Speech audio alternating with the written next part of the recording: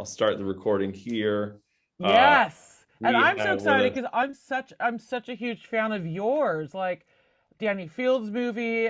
I want that record. I mean, let's just talk about what a massive, incredible filmmaker you are. Oh, Completely inspiring. Your stuff has been on my curriculum that I've used in my classes. So yeah, you're the badass here, not me. well, thank you, but we're here to talk about you and Nico Oh, today. So well, yeah, bless you. if you didn't know, we're here with Dr. Jennifer Otter Bickerdike. Is that how I say your last name? Bickerdike, yep. Bickerdike, you Okay, got it. all right, cool. And you are originally from Chicago? Is that right? Santa Cruz in Oh California. my gosh, quite a ways away, but you It's are from the okay. state. From the US. Yeah, US, Santa Cruz, Chicago. It's all. I don't know It where I got Chicago from, but potatoes, potato. yeah. But Jennifer is the author of the brilliant new Nico biography, You Are Beautiful and You Are Alone. It's out here on Hachette Books in the US, right? That's And right. Yeah. Faber in Europe, That's correct. Yeah. right? So take us through it. How did you first hear about Nico? Well, I wish I could say I was super cool and were like, oh, the Velvet Underground's my favorite band, but not really. I knew of Nico from, just being around, being into music. I worked at a record label.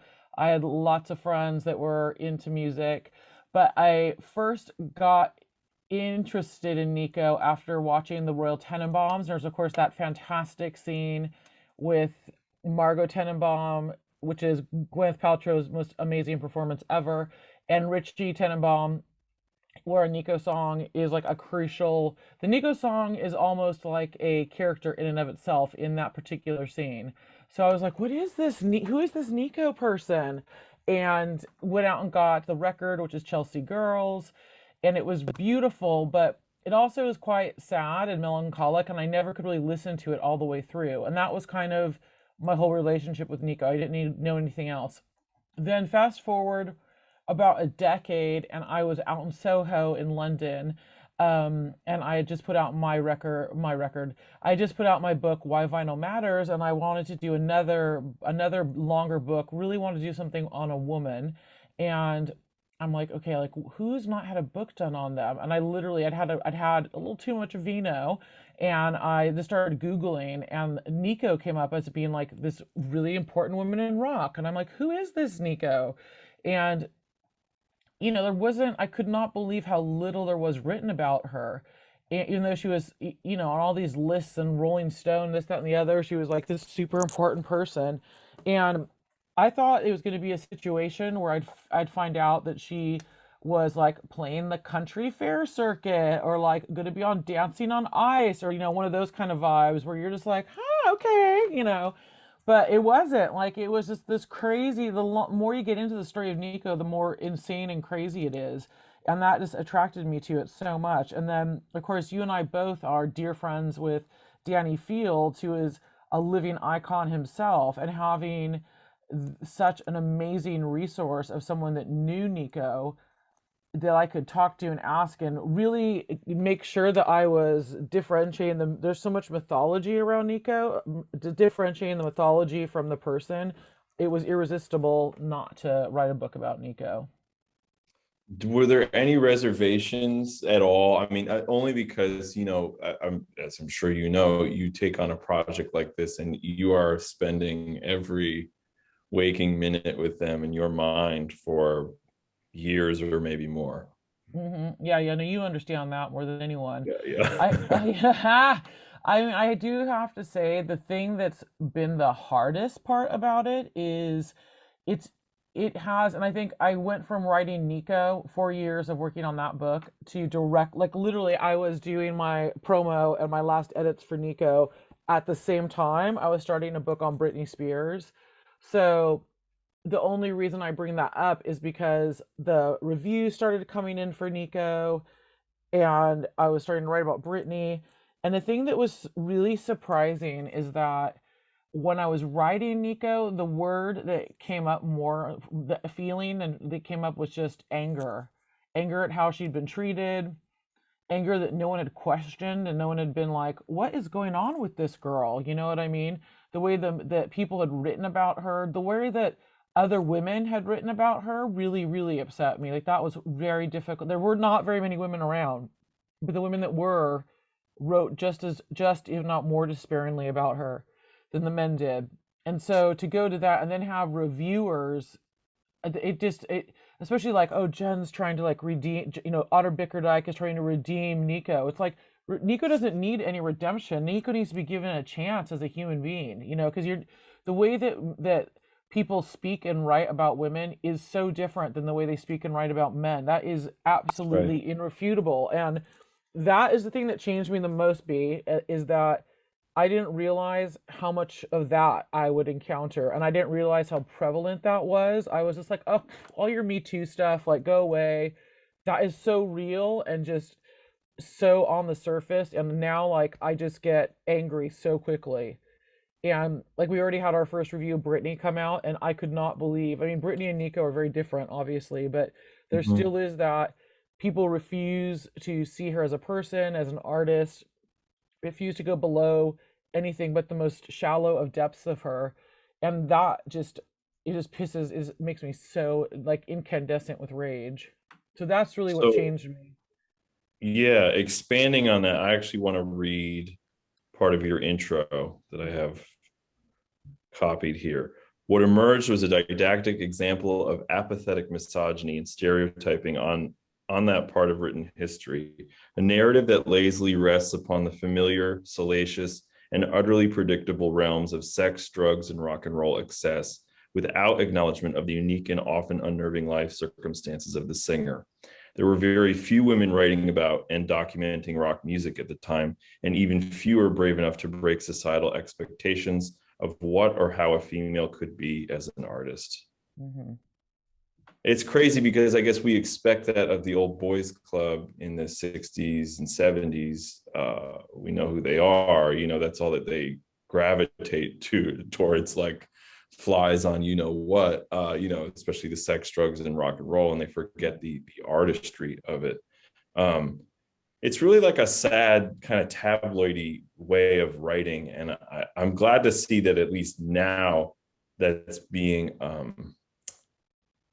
talked about. We're talking about it right here, but I think more and more authors are stepping away from that because why did it take this long for Nico to be sort of validated for her contributions? Yeah, and I mean, I'm really thrilled that you like picked up on that particular thing. So that actual sentence, I don't know, I can't remember which review, but one reviewer was like, "This is the worst written sentence ever," and I'm like, I love that sentence because it's just that is the sentence to me that sets up the entire book because Yes. that's exactly what happened to Nico. Is it just the thing that's funny is that it just is so obvious. It's like I don't, and I'm like the last person to be like that. I'm the last person to be like, it's misogyny, like, they were out of cornbread at the store. It's misogyny. You know what I mean? Like, Yeah. I go to misogyny last, last in the line of the things that's is why this is. But it was just, that was what was so difficult. It's like, oh my God, it's happening again.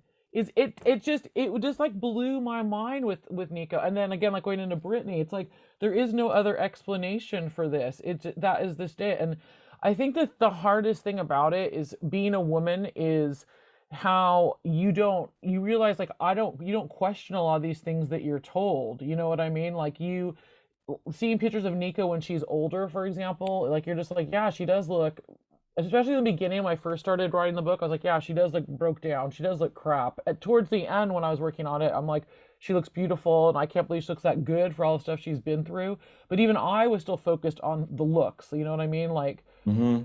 and it's funny because that's just societal. That's how you are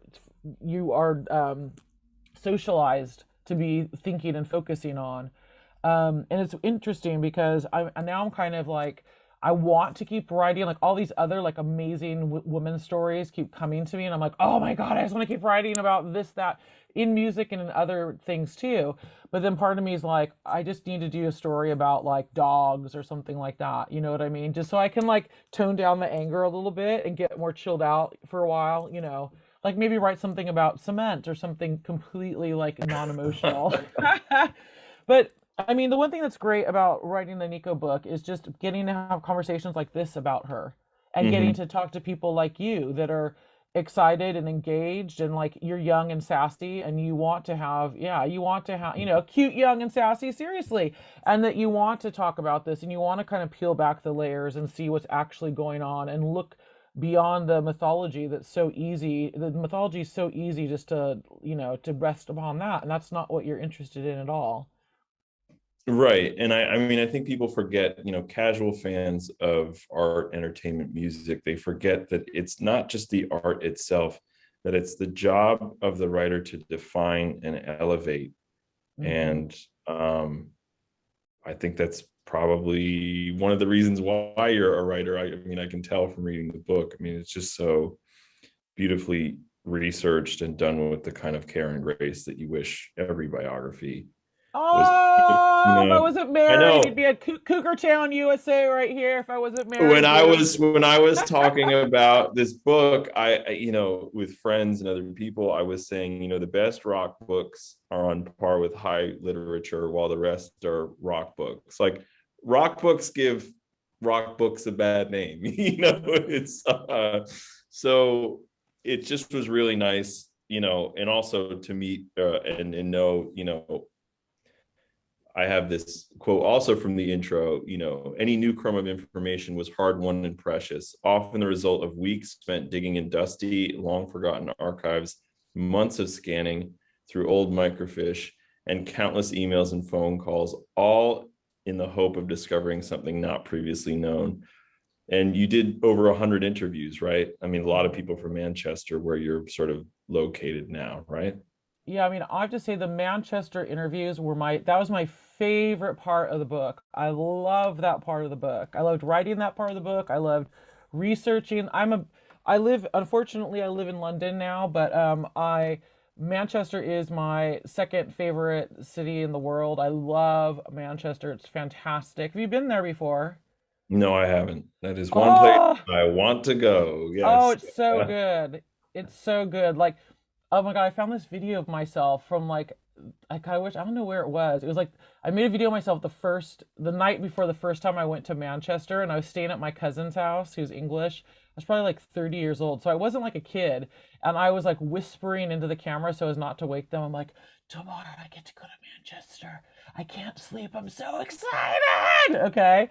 And like Manchester just has this magical vibe. And maybe it's because I'm so into all the historical music and all the different scenes that have gone into Manchester. I mean, the Smiths are my favorite number one band. I got Uh, to interview Johnny Marr earlier this year. I mean, talk about the coolest human to walk the earth. Like, mhm. oh, um, but but Nico is part of that. Like the fact that she lived in Manchester, you know what I mean? Like Johnny Mars told me he'd see her out walking around Manchester, and I just love how that kind of like all comes together. You know what I mean? I'm like, of Yeah. course she lived in Manchester, Yeah. and it was a time in her life where I think she finally gets off the heroin. She finally has friends around her. I think Dany Fields is probably one of her only real true friends that she had for a very long time.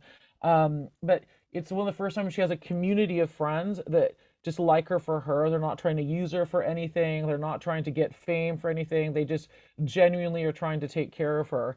And I think that she really starts to bloom and blossom while she's in Manchester. And I think having spent time in Manchester, I can see why. Like it has that kind of vibe about it, like a nurturing vibe. So loved interviewing those people. And like I consider Phil Rainford, who was her tour manager for a while. I love him. Like he and I still keep in touch. Like that was a great part to write that part of the book, and I'm glad that you referenced it. Yeah. I mean, so for people who, might be interested in taking on a project like this, like how Mm. does the research begin? Do you just begin with like, the books that there are out on Nico, whether it's James Young book or I'm Great forgetting, book.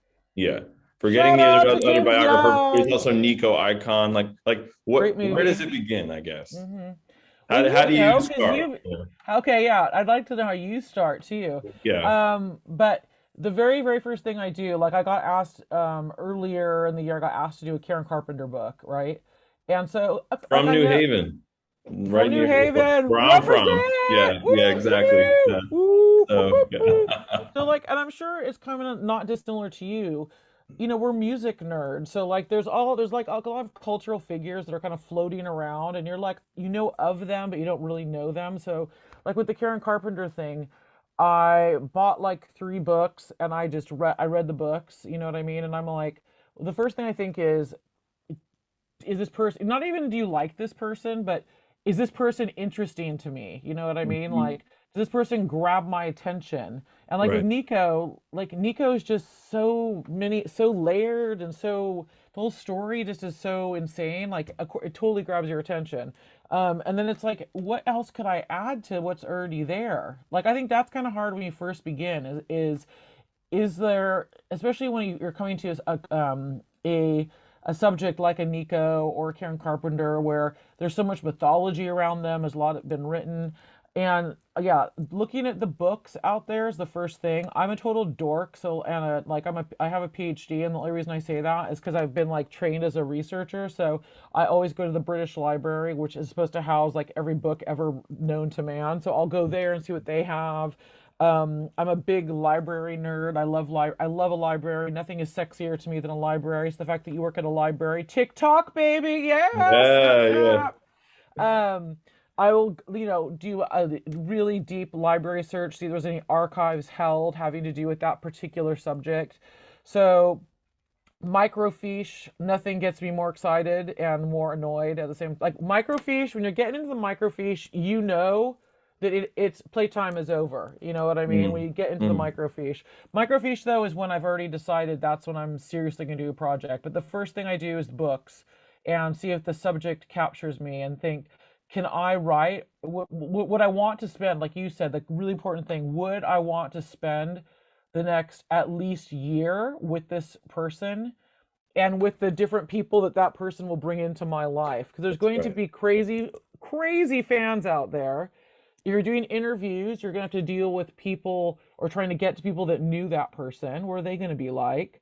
um and and then all the baggage that comes with that person as well, you know what I mean? So those are all important things to think about. And the ramifications, like you said, like I didn't think about the ramifications when I went into Nico. I was just like, this is an interesting person, cool. But what it's done to me personally, like I gained a load of weight literally from just being, I mean, it was lockdown. I was stressed. I was depressed. I was just like eating a lot just from being those things alone. You know what I mean? And I'm not blaming Nico for me gaining weight, but I'm just saying just that the heaviness of the story literally physically came out in me. You know what I mean?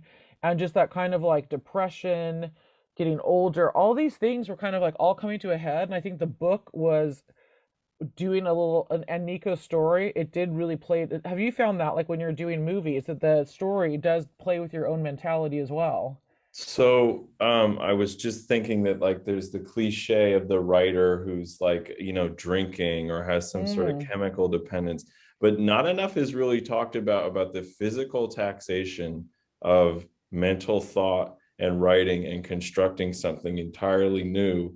And mm-hmm, I mean, there are reasons why friends who are writers of mine and me especially have like day beds just to lie down for a good 10 mm. minutes just to recoup. uh yeah, I mean, eating for me, working on any kind of project, I mean, even now when you're on the go and you're trying to get stuff done, it's very hard to sort of slow down and take care of you because your brain is 7 steps ahead. That's what I sort of feel like, I right? mean, absolutely. I mean, absolutely. Like, it's funny because I think like a week ago, I just thought, you know what? Like, that's it. Like, I've spent the last 18 months. I finally put Nico out. I wrote Britney in 3 months. I wrote an entire book in 3 months. So that was like 17-hour days working on that.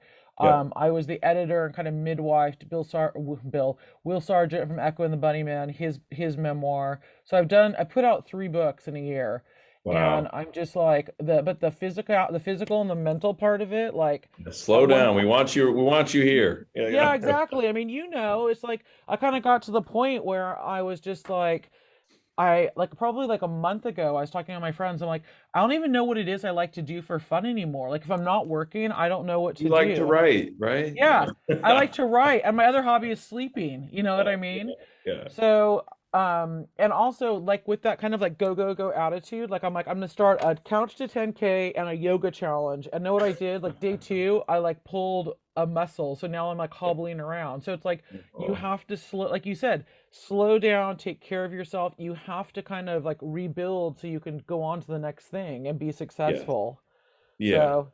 Sorry, I'm not So talking at all about Nico. I'm just like talking no, about no, being we're going to get creative. back to it. It's Okay. important to talk about the craft, I feel, for things like this, because I would assume part of the audience is writers and people who would Mm, aspire to do this. So, mm. um, switching gears, It's it, well, just oh, one last thing though too though I have to say is that if you're in a relationship, like my partner is not a creative at all, and that is, I would say that's both good and detrimental to my mental health. He's not here right now, mhm, so I can say it openly, but mhm, he doesn't understand like what I'm doing. Like he's just like, why are you doing all like you know B like it isn't like we're paid loads to do this. It mhm, is honestly like a weird compulsion. Like I have got to write. Like I need like I was telling him like the next book, these next two projects I'm doing, I'm like I need to do these projects. It's like you can't even explain it. Like the thought of someone else doing these projects but me, I can't deal with it. Like it doesn't have yeah, to do with money. It's like I have to do this. And like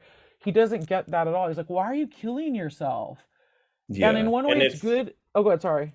I was going to say, it's not necessarily an ego thing. It's just that you want the right reflection and sensibility to be applied to this artist, and you know the job you could do, right? Exactly. And it means so much to you. And like it's good sometimes because he'll say that stuff to me and I'll be like, you know what? Oh my God, like if I was not married, I would probably my ass and this chair would probably have like grown together, you know what I mean? Like have fused as one.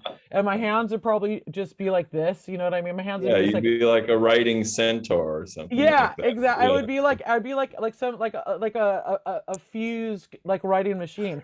yeah. But he does make me remind me there's more things than writing. But I do like love it. Like it's like an absolute compulsion. I have to do it. Like, do you feel that way about writing and filmmaking? Do you feel the same way? I called it an illness to my therapist this morning. It is.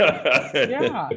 To which she corrected and said, no, it's probably an obsession, Yeah. To which we I, said, well, not all obsessions are healthy. It was So, yeah. I was talking to another woman that's a filmmaker and she said she's on her third documentary. She's like every time I say that's it, no more, Yeah. can't deal. She's saying Yeah. this from a film festival. And Hmm. I'm like emailing her being like we should do like a book or something Yeah, together. exactly. You Have a know? partner in the trenches. Yeah. Yeah, as I just have said like a month ago to my husband, I'm like I'm not doing any more books. So, it is an obsession. It's very I totally hear you. Yeah. Sorry, you're gonna change gears and I totally Oh, I yeah. totally So I was going to say, Danny says this about a lot of his artists. He says that mm. the first to battle are the ones that absorb the slings and arrows. Oh, I And I love mean, that. that definitely applies to Nico. Absolutely. And you know what's interesting about Nico is I always get asked like, well, who is like the Nico of today? Or like who carries the Nico mantle? And I'm like, really nobody? And I mean that I'm not saying like I think people say a lot like, oh, there's only, there's one and that's it. There is no other Nico because we are taught, especially as women, but as artists, not to be brave, not to be out there. It's both incredibly courageous and selfish to what we're talking about right now to make art that because you have to make it, because you feel compelled to make it.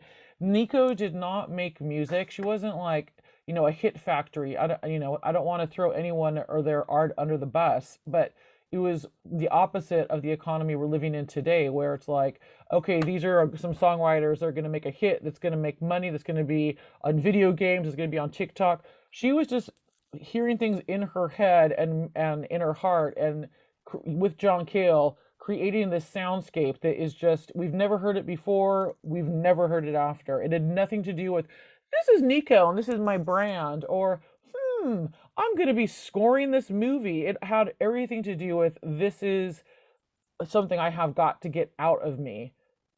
And that there has never been anyone else like that. And I think that connects with so many people.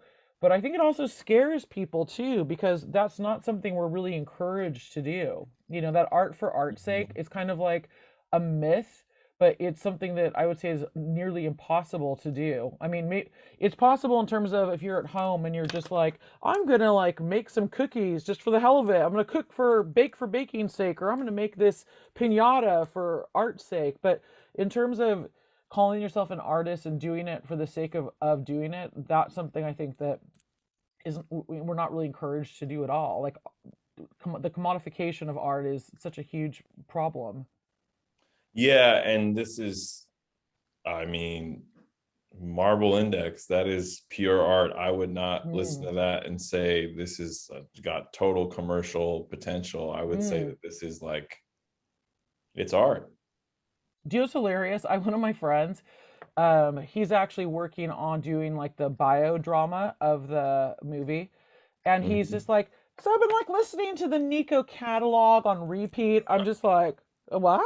I'm like, And how's he yeah, feeling? Yeah. yeah. I'm just like, I just said on repeat. It's like, yeah, just throw it on like the way that you would say, yeah, I just like, put on Toxic by Britney.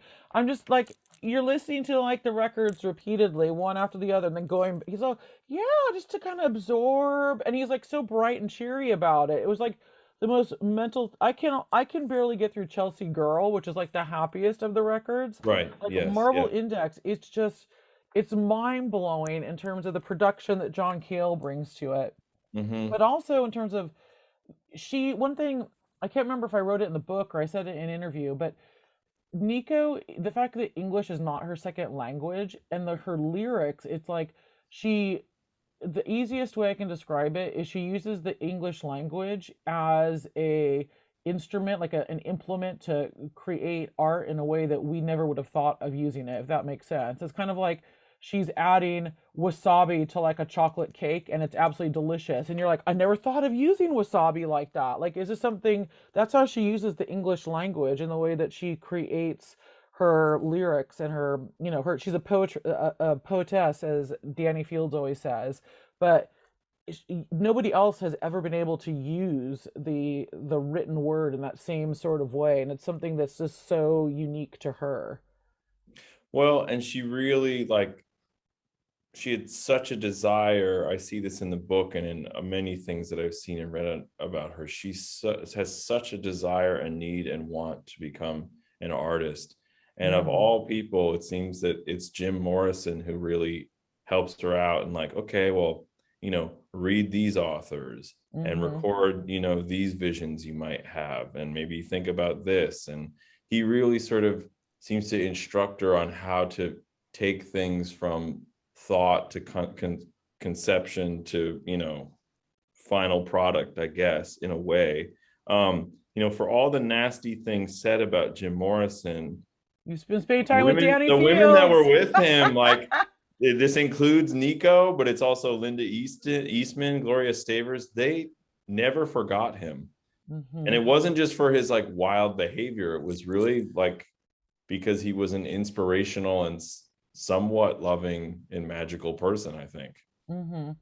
I mean, the thing, and actually in your documentary about Dany Fields, you so perfectly capture it, and which I completely steal. You are, don't worry, you are Oh, giving credit in the it's an honor. It's not a, but yeah. you perfectly summarize it in your brilliant Dany Fields documentary, is that these two people come together and it's like they're equally beautiful, Nico and Jim Morrison. They're equally desired. They're equally mental in their own ways, and so it's almost like they kind of like cancel each other out. So they're on this equal playing field. For the first time, they've kind of met their equal.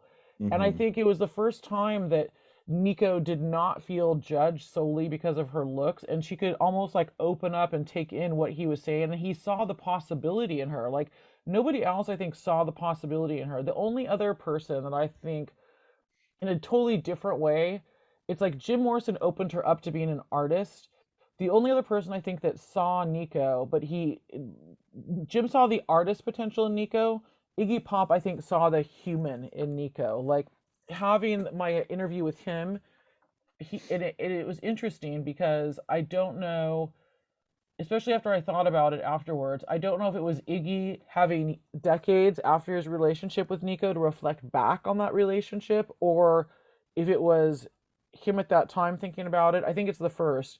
But to think about what she was going through and who she was at that time in their life. He's someone I thought really captured and understood what she was and what she was struggling with. So I kind of think the four really important men outside of Ari, her son, would be Dany, Jim Morrison, Iggy, and Dany. Sorry, am I not counting right? Dany, John Cale, Jim Morrison, and Iggy. Mm-hmm. Iggy only for though Iggy almost in retrospect because Iggy I think understood Nico in a way that I don't think many other people took the time to do. Well, and it was a real two-way street with him. He was very young and she had a lot of things to teach him. Like I was reading, just glancing over my bookmark pages in the book, and Oh. he was saying how she's the first foreign person he ever knew. Mm-hmm. A lot of him going to New York was putting himself in a place where, people who knew more or knew more about the world than him, he could just put himself out there and, pick their brains and kind of learn, you Mm-hmm. know.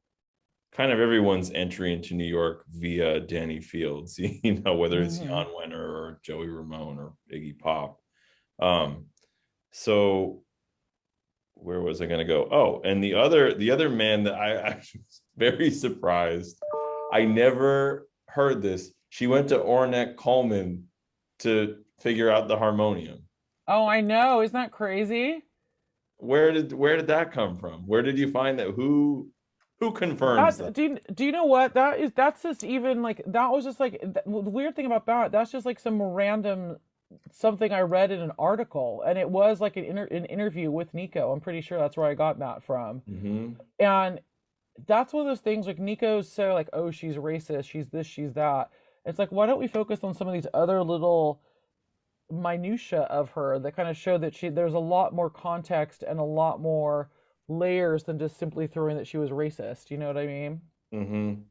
Well, So, and that was obviously a question I have for you. Like, how do you deal with somebody who has behavior like this that in this mhm, day and age, in any day and age, really is inexcusable?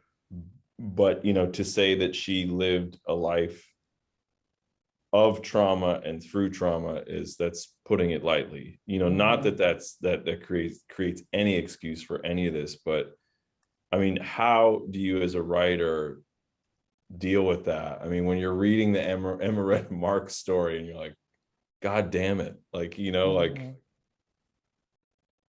I think it's difficult because you cannot overlay the values of 2021 on what was happening with Nico, and you don't know what was happening in her mind or what was going on or the exact situation. I mean, that story especially is such a great example because we weren't there, and even that tale has been told so many different ways, mm-hmm, and we don't know exactly what happened. But I think the important thing on that to take away is that Nico had some really bad trauma that happened to her. And regardless of what actually happened in that, is to have a little bit of compassion towards the woman and what she may have gone through, even if her actions were deplorable. I think that's the important takeaway on that. And that she's human. I think that's something that people forget a lot of times. mm-hmm. Yeah. I was really glad that you were able to figure out what was being said on all those really hardly Oh, recorded tapes of you've Dany. I got those from you. So thank you so much. Okay, so I wish I could say I started on those and I'm like, I can't deal with these. So I gave them to my research assistant and I'm like this is like during COVID, unemployed student, and I'm like, I don't care how long it takes you. She was the best, best. Oh my God, I should show you the notes. She'd be like, muffled giggle. Giggle sounds happy, not sad. Like the details were so good. And from like dealing with Dany, like the super fans, they love that kind of detail. You know what I Hmm. mean? Like, was Hmm. it a excited giggle or was it like a I'm scared, ooh ooh ooh, I'm scared giggle? Like, what kind of giggle was it? And the detail was amazing. Like, I would not have gone into that much detail. But those were there was more of those actually. There was more of those tapes, but I had to edit some of it out because I had too much of the tapes No, in you there. have to cut it down, but it really amazed me that it confirmed what I thought I heard, which was really Dany, kind of the real conduit at work, right? He's Mm, trying to get and pitch a trio of Kale, Nico, and Reed together again to perform at a place like the Troubadour or somewhere in New York City.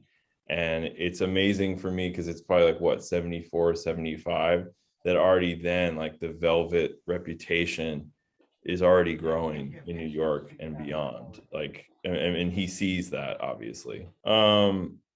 It surprised me that her and Kale, quote, argued at every opportunity. That's Kale mm, saying that. mm, That amazes me that he can just.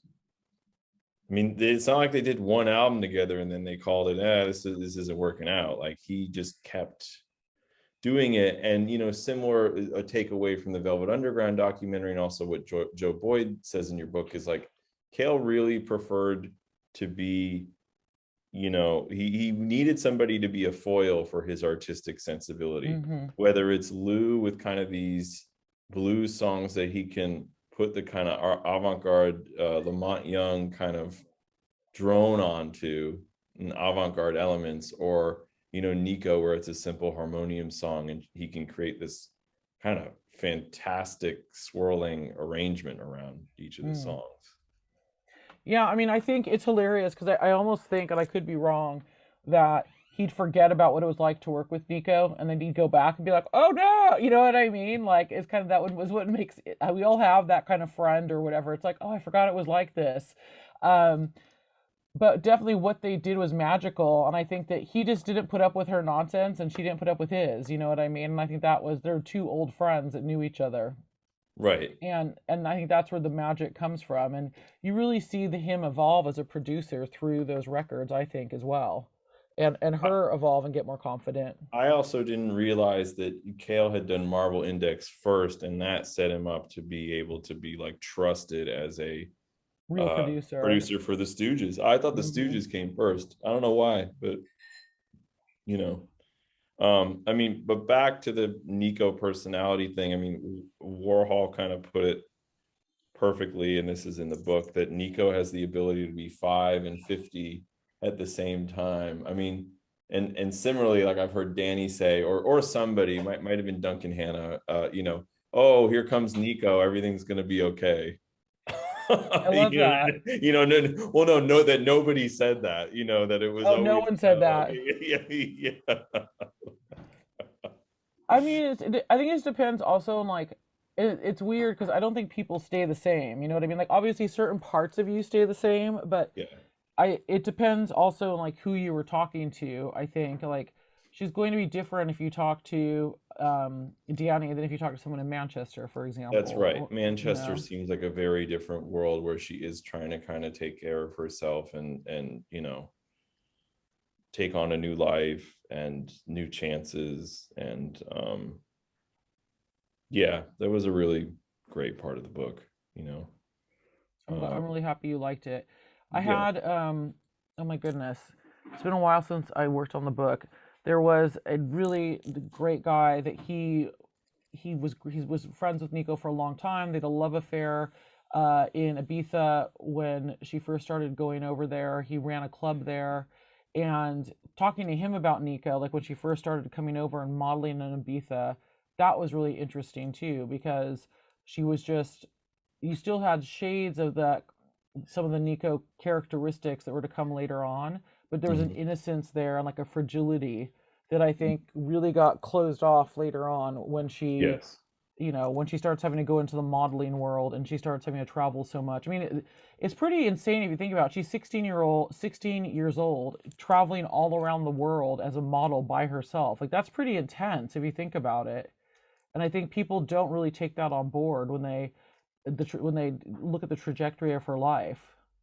Yeah. And the other thing was like the circumstances of her death were just, Oh, I mean, we know they're tragic, but to get rejected from like three medical centers, oh, I and know. then on top of it to be like, well, what's changed? I mean, like we don't have universal health care in Yeah, the United and the States, and it's just it's kind of bad her all over the world. remains are rejected. First, she's actually rejected. Then her remains are rejected. So she can't, even in death, nobody like wants her. She can't find a place. Wow. And it's just like so crazy. Like the whole thing, you could not make the story up, and I just, to say I love it's not the right word, but it's just, she like dies like kind of like anonymously in a hallway in a hospital. Nobody knows who she is. And Mm. this was like the most beautiful sought after woman in the world, like less than 2 decades before. It's just incredible. Mm. Um, why do you think like she hasn't? To me, she hasn't been cited enough as a clear inspiration to a lot of Mm, the women who came later in the 70s. Whether mm-hmm, it's, I mean, Susie Sue, they had their relationship, they toured together, right? mm-hmm. But like Kate Bush, Patti Smith, I mean, it would seem to me that just the persona and the career, whether you like her music or not, is enough of an important format of an inspiration, for any female artist. And uh, and men as well, obviously. I mean, Morrissey says what he says in your book, and Dave Navarro and Mark Lanigan. But it kind of boggles my mind why people don't cite her more as an inspiration. I think that she's been absolutely sidelined in every way. If you look at the Velvet Underground being inducted into the Rock and Roll Hall of Fame, Nico's not there at all. So Mm. the Velvet Underground is absolutely commended as being this groundbreaking band, so important. Where's Nico? I follow the hashtag Velvet Underground on all my social media, and the amount of times it's any other record but the Banana album that people are hashtagging is so rare that it's not even a thing. Like, it is all about the record of Nico on it, the Velvet Underground and Nico. And the fact that she's been almost like written out of the story, I find absolutely appalling. It's disgusting. And Mhm. so, to answer your question, I think people don't know who she is, they don't know about her, and because it's funny, because we like to think, oh, we love rebels, we love crazy people that do their own thing. We don't really, because that's what Nico did. And she Mhm. basically ended up dead in Spain with like a garbage bag full of belongings. And that's not what we're Yeah. taught to value. So that's why she's not been held up as more. And it's funny because I did a talk with Shirley Johnson from Garbage, and I'm like, she only had a garbage bag worth of belongings when she died, and Shirley's like, I love that, and I can see that there is like this kind of simplicity, beautiful simplicity. She didn't even own her own records. Yeah, she's the original Marie Kondo expert, right? Yeah, exactly. Exactly. Where's it? Exactly, Minimal exactly. living. Yeah. Exactly, exactly, exactly, exactly. So, I find all that stuff really interesting, and I kind of hoped that the book would kick off like a renaissance of Fernico. It's not even been out 6 months yet, so there's still hope. There's still hope. Maybe it will. There's talk of another new documentary. Like I said, there's someone's writing um, one of my friends that was in the Revolting Cocks. He is doing like an opera based on the book. So we'll see, Amazing. we'll Yeah. see how things go. Yeah, I think her dues coming around. I mean, even for me, like I don't listen to a lot of hip hop, surprise, surprise, but I do know that it's like getting way more avant-garde, and I can only think of like Kale's arrangements on Marble Index or Desert Shore or The End, like just those to me are like it's music, but it is so futuristic and so far from convention. and they are, and convention, I mean, like within a song, this isn't pure noise music. It just is truly avant-garde and groundbreaking. I love. So, what is your favorite Nico album then? Oh, probably Marble Index, but it's Is it? similar. Like I can't listen to the whole thing. Like I'm usually end of the night if I've been drinking or relaxing or whatever. I'll put on like Frozen Warnings or something Oh like God! that. For me is enough. And then like I was gonna say maybe a that's. few other songs, but it's one of those things where that music is so dense and so intense that a little goes a long way for me. I mean, I don't, like you said before of your friend who just casually just was cycling through Nico albums. I mean, Yeah, he if says, you're I'll really just listen to intently the listening, catalog. it's a real physical and mindful experience. And Mm, I don't know how you could take that emotion in, like, just having it on in the background or something. yeah. It's intense. I mean, from someone whose favorite band is the Smiths, Nico's a whole nother level. You know what I Hmm. mean? Like, I listen to this. I mean, not really anymore. But when I was younger, I listened to the Smiths when I was happy, sad, depressed. You know what I mean? Like everything. There, like I cannot imagine putting Nico on when I was happy. I would never be like, just gonna throw a little Frozen Warnings on. You know what I mean? Like Yeah. it's just, and to create that kind of sound, have those kind of sounds in your mind and put them together all on an album is just intense. Like I can't even imagine it, and the lyrics and just everything else is just Yeah. and like you think you like listen, like you forgot to answer about Jim Morrison. It's just like I mean, it's just so dagger to the heart. Yeah. And for people who haven't been through a process like Jen and I have been through, one thing that I think people don't understand in the process is like within the context of interviewing, you're seeing all these different eras and moods, and just you're seeing all these different kind of fractions of somebody's life, and it's really beautiful. And with that said, I just want to ask, like, who were some of your favorite interviews? Who are some of my favorite interviews? I would say loved interviewing Iggy Pop, of course, Of loved course, it. yeah, yeah. Loved interviewing Dave Navarro, love him. That was a surprise, I guess, to me. But then I was like, well, but not really. It's not. It is and it isn't. That was an interesting one because I was after Morrissey, because Morrissey is a big Nico fan, and they're managed by the same person. And the manager came back to me and said, "I can't get you Morrissey, but what about Dave Navarro?" And I'm like, "I'll take it," because I love. Yeah, I yeah, mean, yeah, Dave yeah. Navarro's like a good vodka. Who doesn't love Dave Navarro? And he ended up just being so sweet and kind, and just like a really fun interview. But it was, and I'm sure you find this too in your work, people always want to know, like, what was it like, interviewing Iggy Pop? It must have been amazing. And I'm like, it really was. But a lot of the interviews that for me were more fulfilling was like the Philip Rainfords. That's again like her tour manager, who now like I still consider a friend. Like he and I go back and forth all the time on social media. Or James Young, who wrote another amazing biography on Nico, who I consider a friend.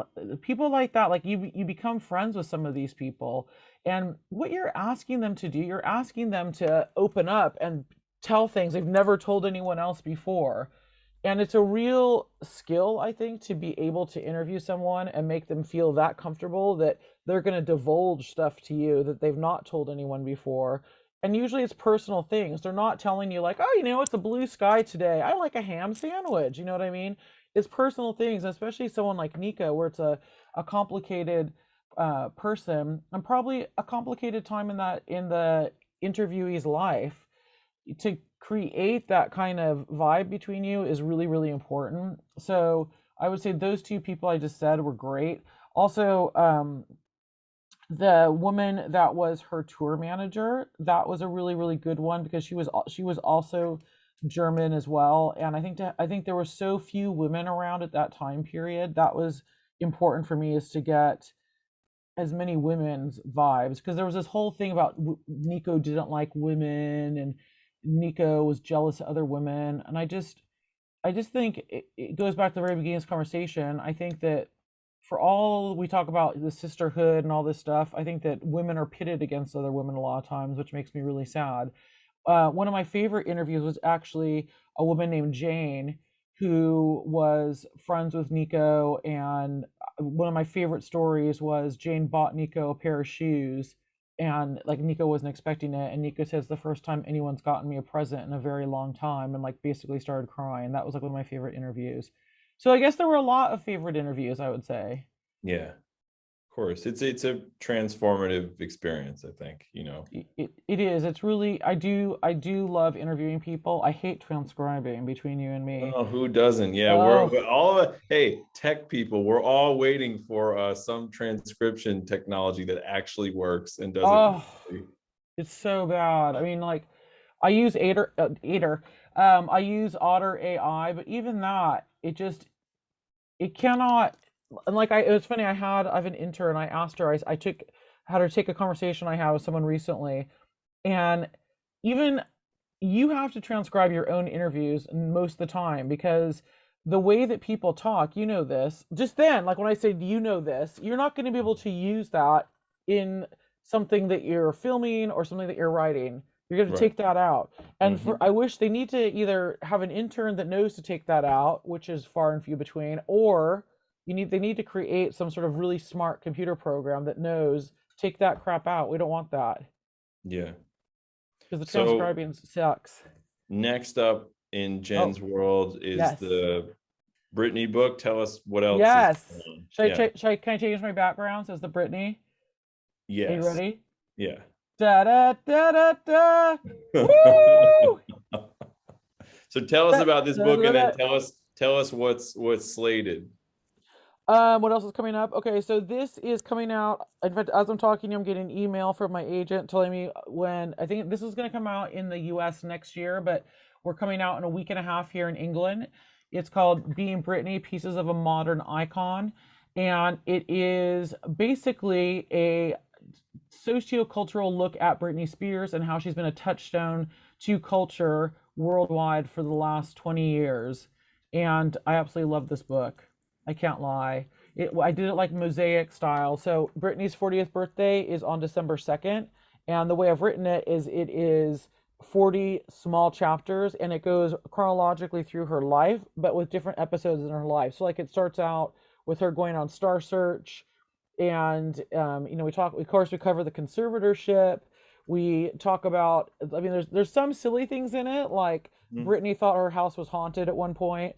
But there are quite serious things in it too, like talking about the misogyny of the media, and things like, why is it that every time Brittany would start dating somebody new, people would go crazy, but when Justin would date someone new, nobody cared.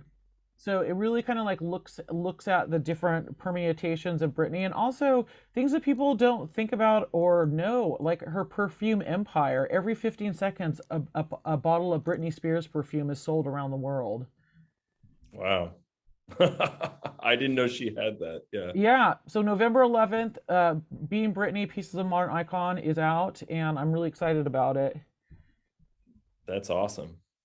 Congrats. Thank And you. What's are after that? you Is that the next eyeing any question? other territories to write about right now, or that Well, you can speak about, or no? yeah, I can. So the book after that, I'm from Santa Cruz, like I said, and I'm doing the memoir of the guy that started Santa Cruz Skateboards, and he also started Thrasher magazine. So Wow, that's going to be amazing. that's pretty cool. Like, that's been kind of in the works for 2 years. Like, right Mhm. before lockdown, I went home to Santa Cruz and I met him, and I'm like, please, please, let me do your memoir. Mm. And his story is just, he's the most amazing guy. Like, he's going to be 80 in March. You would not know it. Sharp as a tack, Wow. in Yeah. amazing shape.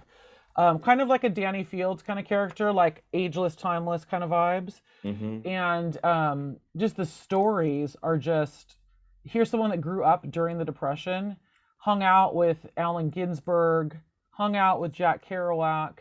Like, before he even creates skateboard wheels, his stories are insane. You know what I mean? And then him and about 14 other guys, all in California, they start the skateboarding business, which is now obviously worth billions of dollars around the world. Hmm. So Just to give you an example, after the Olympics, the ninth most searched brand was Santa Cruz skateboards. Of all the different like Nike, Adidas, Monster Energy drink, this little brand from Santa Cruz was the ninth most searched term from the Olympics. Have you been So talking to agents about this? That seems like a real like selling point, like it's the funny. ninth most. No, it's I Yeah, just yeah, have yeah. No, it's good. I mean, I that I'm not a skater, but that logo is so iconic. I sorry, are you excited about that one? Yeah, I am. I mean, Thrasher, I mean, I hope he has archives and stuff, Oh my of god, the stuff. archives are ridiculous. He'll send me just random pictures, and I'm just like gagging over them. They're so sickening. That's awesome.